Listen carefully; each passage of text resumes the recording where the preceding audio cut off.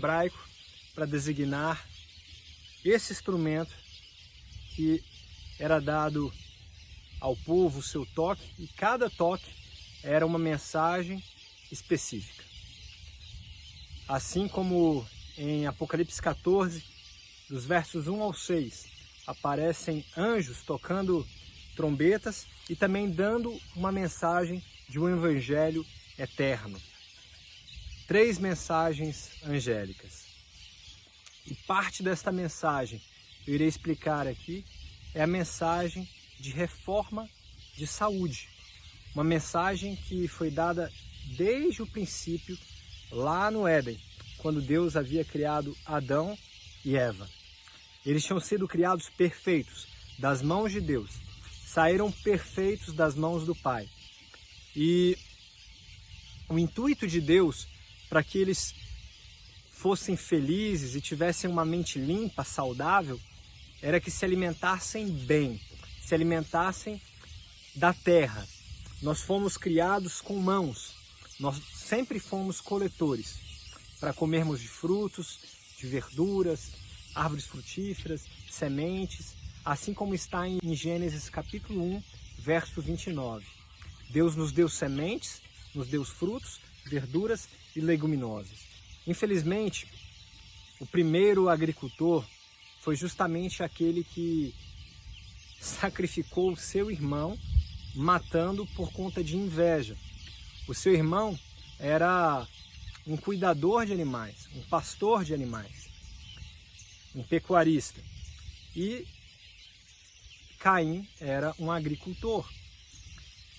Os dois haviam apresentado 2 ofertas para Deus, completamente diferentes e distintas.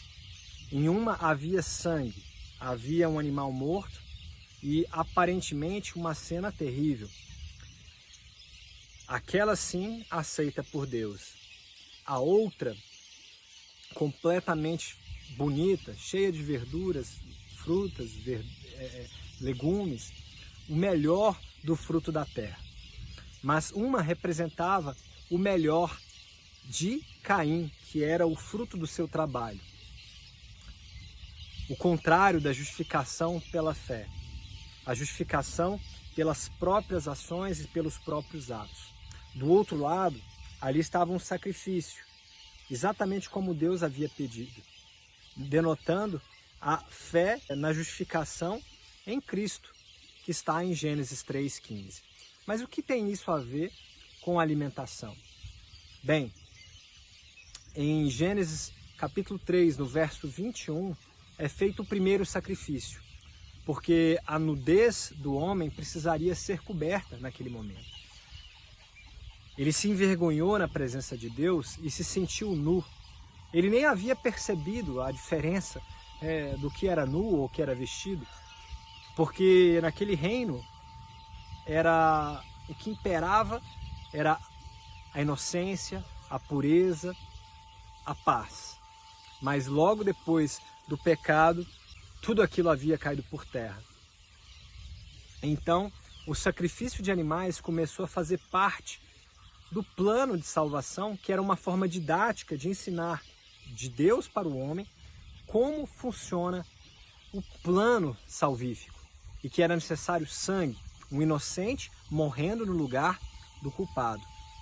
Uma pessoa justa com a justiça de Deus, dando então a vida como um cordeiro de Deus, conforme João capítulo 1, 29, quando João Batista avista Jesus e diz: eis o Cordeiro de Deus que tira o pecado do mundo.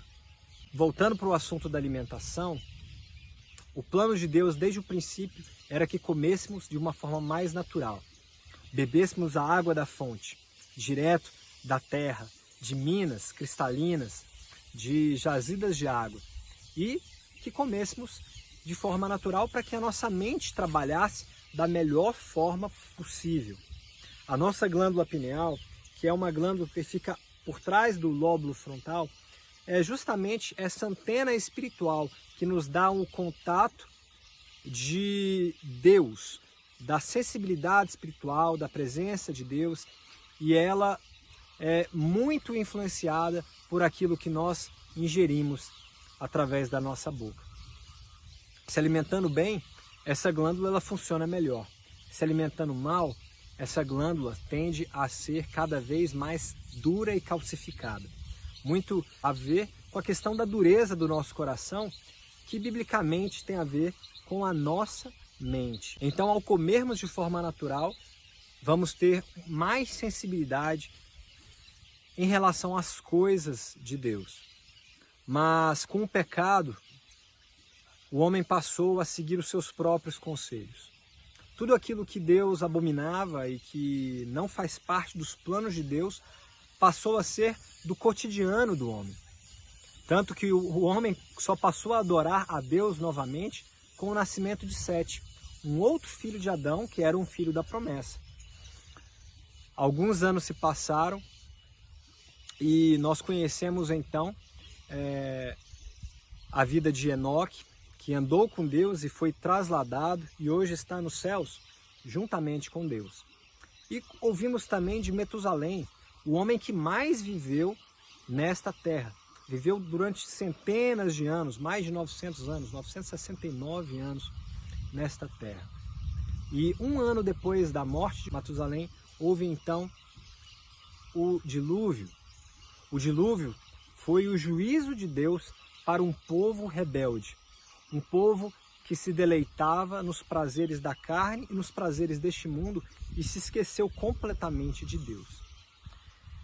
Ali, depois de sair da arca, não havia mais sementes, não havia mais frutos, não havia mais verduras, não havia mais leguminosas. Tudo havia sido destruído por um dilúvio causado por um maior desastre que já foi datado já na história dessa terra.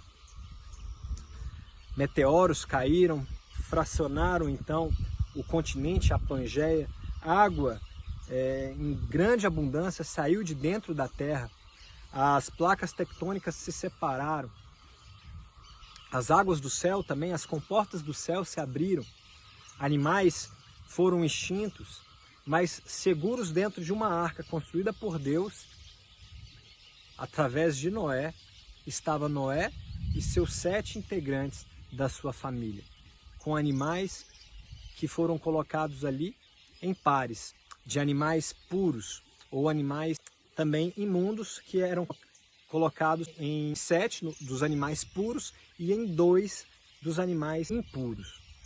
Quando ele sai da arca, finalmente, não havendo plantação, não havendo nada do que era o comum da alimentação do homem, qual foi a opção que Deus deu então? Deus autorizou a alimentação de carne. Gênesis 9, dos versos 1 ao verso 3. Assim como eu vos dei toda a erva do campo, agora vos dou tudo que se move e todos os animais da terra. Claro que esse tudo, na expressão hebraica, é de tudo aquilo que é permitido, porque nós vemos em Levíticos 11 uma separação de animais puros e animais impuros. Exatamente como é descrito também em Gênesis 7, 8 e 9, na separação desses animais que foram colocados dentro da arca. Se Noé tivesse comido dos animais impuros, ali animais seriam extintos, porque estavam apenas em 2, mas dos puros foram colocados em 7. Então foi permitido a Noé que se alimentasse deles e fizesse também sacrifício para agradecer aquilo que Deus havia feito. Esse era um plano B de Deus, um plano o qual se remete à questão da salvação e do plano da salvação em Cristo Jesus e do sacrifício relacionado a João 1,29, em Jesus como o Cordeiro de Deus que tira o pecado do mundo. João 3,16 também nos mostra esse plano, que Deus amou o mundo de tal maneira que enviou o seu único Filho, para que todo aquele que nele crê não pereça, mas tenha vida eterna. E quando Jesus falava em relação a comer da sua própria carne e do seu próprio sangue, e esse foi um assunto que muito aterrorizou muitos judeus da sua época e até mesmo pagãos que escutavam a respeito disso e pensavam que dentro do seio do cristianismo havia pessoas que praticavam canibalismo porque comiam e bebiam do sangue de Cristo. Mas nós hoje conhecemos muito bem que o comer e beber deste sangue não tem relação com a parte material, mas com a relação à fé que nós aplicamos a Cristo Jesus. E a nossa alimentação sólida, física, a melhor que há, é a que nós temos aqui no campo. Quando nós colhemos com as nossas próprias mãos, plantamos e vemos o trabalho de Deus crescendo e frutificando. Que Deus lhe dê sabedoria e que você possa decidir em ter um lugar como este, saindo das grandes cidades, onde aguardam crise, calamidade, problemas, como é predito em Mateus 24 e também predito durante todo o livro de Apocalipse e também o livro de Daniel. Deus hoje tem um plano para você, para que você esteja ao lado de Cristo, se alimentando da melhor forma, limpando a sua mente e tendo influência dos ministros silenciosos que estão aqui ao nosso redor. Que essa mensagem alcance o seu coração, trazendo graça, paz e vida. Deus o abençoe.